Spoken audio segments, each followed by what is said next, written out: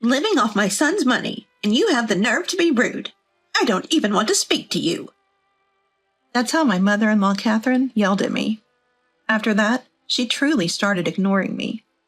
Before I knew it, I had been on the receiving end of her silent treatment for 3 months. To make matters worse, Catherine and my husband did something unthinkable. Huh? The key doesn't work. Turns out they changed the locks on our home without telling me. Fed up, I secretly sold the house and decided to move. My name is Karen, a 29-year-old office worker. I've been married to John for 2 years. We met at a party. We both attended a party thrown by a mutual friend. John is 3 years older than me and works for a conventional company. He's in sales, really good at talking, and pretty entertaining. He seemed to take a liking to me and asked for my contact info, and soon we started seeing each other. He was incredibly fun to be around, and I found myself increasingly attracted to him. After a while, he confessed his feelings, and we became a couple.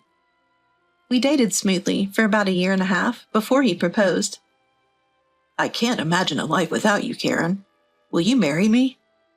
He popped the question at a fancy restaurant with a beautiful night view, offering me a ring. Even if it was cliché, I loved it and immediately said yes. And so we got married. We had our family meeting, went through our ceremony, and everything was perfect. Many of our coworkers and friends attended the wedding, making it a really happy occasion. After our honeymoon, we started living together. Both of us work, so we split household chores to balance our responsibilities. John used to live at home and had helped Catherine with cooking, so he was good at household tasks. Moreover, he's an excellent cook, and his homemade meals are delicious. On days off, we go out on dates and spend a lot of wonderful time together. I truly believe I'm lucky to have married him. 2 years into our marriage, we're still madly in love and living a happy life. But that doesn't mean everything is perfect. The problem is Catherine. From the first time we met, she seemed cold toward me. The issue apparently was my educational background. Oh, you graduated from a rather low-level college. I can't trust people who didn't work hard in school. That's how Catherine belittled me. Sure, my college wasn't top tier, but I chose it not for its prestige, but for the courses it offered that I was interested in. I don't judge people based on their educational level, and frankly, I think it's irrelevant once you're out in the real world. So I was shocked when Catherine mocked me for my education. The tension was palpable during our family meeting, and my husband looked noticeably uncomfortable. I had my reservations about Catherine before we got married, but I loved him, so I went ahead with it. Catherine lost her husband a few years back and now lives alone in her in-laws' house. As a result, she'd often visit us. And every time she did, she would have something to complain about to me. You really suck at cleaning. I can't deal with sloppy people. Make sure you clean every nook and cranny. My husband was the one who had cleaned the day before Catherine arrived, but something told me it'd be awkward to say that, so I kept quiet. I'd just apologize and wait for the storm to pass. However, Catherine kept coming over and berating me. You're uneducated, can't do household chores, and you don't even have kids. Seriously, you have nothing going on for you. How did you even manage to get with John? Her words were a real blow, especially when I was already feeling down. Finally, I'd had enough and talked to my husband about it. Can't we do something about Catherine's attitude toward me? What do you mean, her attitude? She's constantly insulting me. Really? I never noticed. I was taken aback by that. My husband didn't think her comments were derogatory. Learning the shocking fact in our 2nd year of marriage left me stunned. Are you serious? Are you? I don't think Mom intends to be mean. I started to wonder if my own perceptions were warped. Am I not normal? No, it wasn't me. It was my husband and Catherine who were both out of touch. That thought festered, along with my growing distrust for my husband. I had sensed hints of his mommy issues for a while. It had never been a problem until now. His mommy issues started causing me real concern. Mom says you should cook more nutritious meals, so can you add more variety to the menu? We both work, you know. I can't make elaborate meals all the time. A wife's cooking can motivate a husband to work harder and succeed, so please make more dishes. I think you've been skimping. Fine. I reluctantly expanded the menu, which did make dinner prep more labor-intensive. But what really got to me was when Catherine found out my husband was also contributing to the housework. How dare you make John do household chores? A wife should never do that. Stop it right now. Catherine yells at me like that. I couldn't just take it anymore. My husband and I both work, so it only makes sense to share the chores. You, my daughter-in-law, dare to have an opinion about me? Unbelievable. This is why I can't stand people without a proper education. What I'm saying has nothing to do with education. In fact, I think my view is more relevant to modern times. Your perspective, Catherine, is outdated. Upon hearing me call her views outdated, Catherine's face turned beet red. Enough! Stop making fun of me. I won't tolerate this. Catherine then ran to my husband to tattle on me. My husband, furious, called me over. Hey, Mom is really upset. Why are you messing with her? It's your mom who's causing trouble, not me. I tried to explain my side of the story, but my husband made a shocking statement. It's all your fault, isn't it, Karen? Wait. Were you listening? He shot me a glare. Then my husband glared at me with a disgusted look on his face. What's with that attitude? You've become so disrespectful. Just like Mom said, it's not right for a wife to act like this. Really? Now even my husband is saying this. I was truly disheartened. I thought my husband had different values than Catherine, but he seemed to be heavily influenced by her. Can I really continue this marriage and be happy?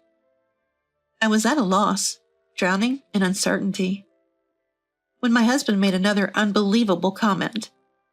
Mom is moving in with us. I asked when she would come, wondering if she would come again. Starting tomorrow. I felt uneasy with the phrase starting tomorrow. What do you mean starting tomorrow? Isn't it just for tomorrow? When I asked with a sense of dread, my husband replied, We're having my mom move in with us starting tomorrow. Move in?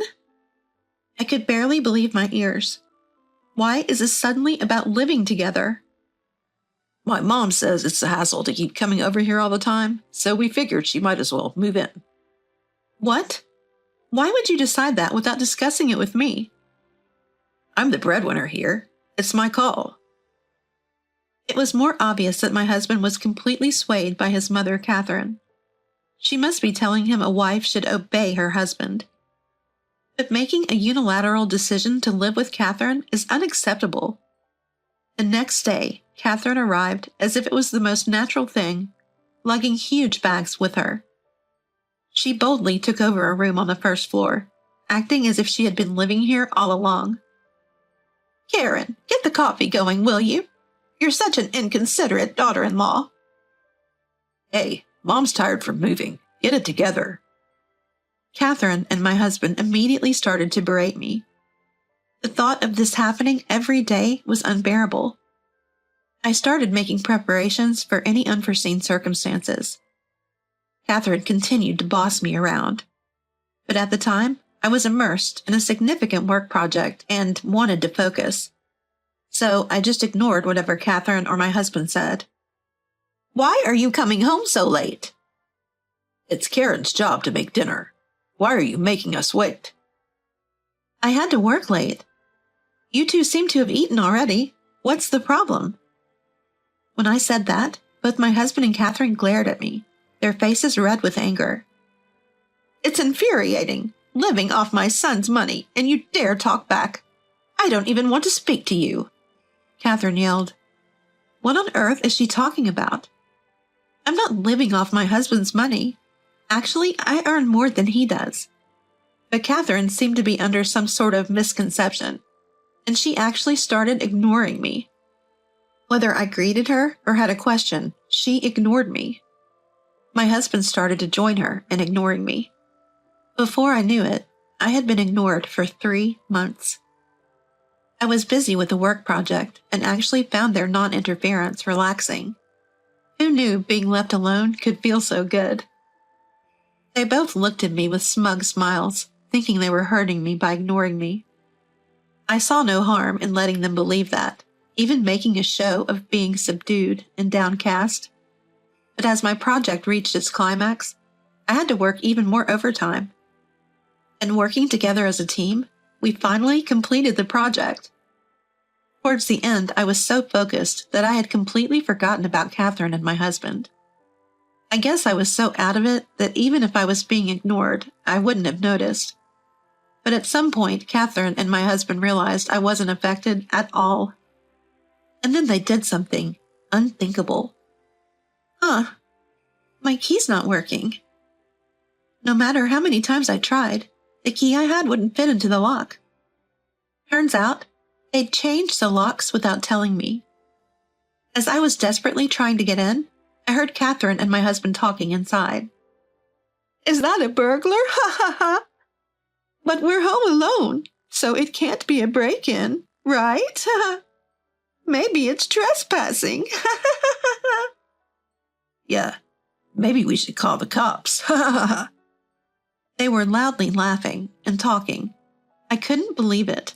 They had taken it this far. That was the last straw. I secretly decided to sell the house and move.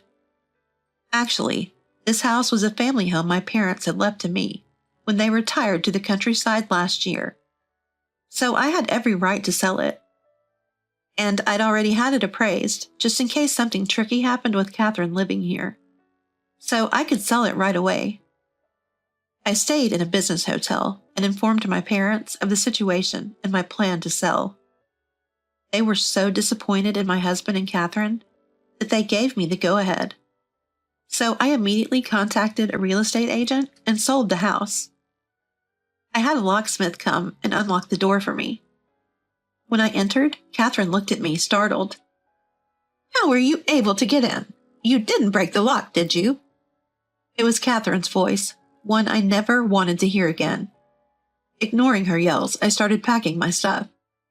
"Hey, say something. I'll call the police for trespassing." I continued with my plans to leave without paying her any mind. I had also brought movers with me, so they started taking away my large items. Catherine kept shouting things like, "You think you can get away with this, thief?" But I kept ignoring her. The locksmiths and movers looked uncomfortable around Catherine. That's because I had told them she was the mother of my dementia-stricken husband and had changed the locks, mistaking my home for her own. The more she screamed, the more it looked like her condition was severe. I held back laughter and proceeded with the move efficiently. In no time, all my stuff was gone. I left the already filled-out divorce papers on the table and walked out. Catherine was yelling something, but I ignored her and left. Let her taste the bitterness of being completely ignored. My husband called me that night, extremely angry. "Hey, what do you think you're doing? Stealing from this house?" I decided to engage my husband in a meaningful conversation. "What are you talking about? I've only taken what I bought with my own money. And speaking of which, remember the house itself was passed down to me from my parents. You've been so busy impressing Catherine that you've started to believe your own lies." "Ah." My husband seemed to finally remember after hearing me out. His phone was on speaker, so I also heard Catherine's voice chime in. "Wait, what's going on?" Good if Catherine is listening. That makes things easier. "Catherine, since you're listening, perfect. I've already sold the house, so please leave immediately. Also, sign the divorce papers. If you don't agree to the divorce, I'll take this to court." Both of them were speechless at my statement. "What's the matter? Giving me the silent treatment again?" "I don't mind, but just so you know, I will kick you out without any hesitation." I knew they weren't really ignoring me. They were just at a loss for words, but I said it anyway. As expected, my husband finally said, "Wait, please." But I ignored him and hung up. Shortly after, I initiated divorce proceedings through my lawyer. My husband quickly agreed to the divorce, likely out of fear of a court battle. Subsequently, both my ex-husband and Catherine were evicted. Though they could have afforded a decent apartment with the money from the house sale and some pensions, it turns out Catherine had been wasting money and had paid off her debts with my father-in-law's inheritance. Apparently, she continued her spendthrift ways, making my ex-husband think he could afford to buy a house. Now he's struggling, trying to pay off the debt Catherine accrued. Despite the long-winded explanation and his plea to get back together, I have completely ignored him. Now I live alone in a comfortable apartment. I plan to save the money from the house sale for my retirement. For now, I'm done with love. I'll focus on my career and work towards getting a promotion.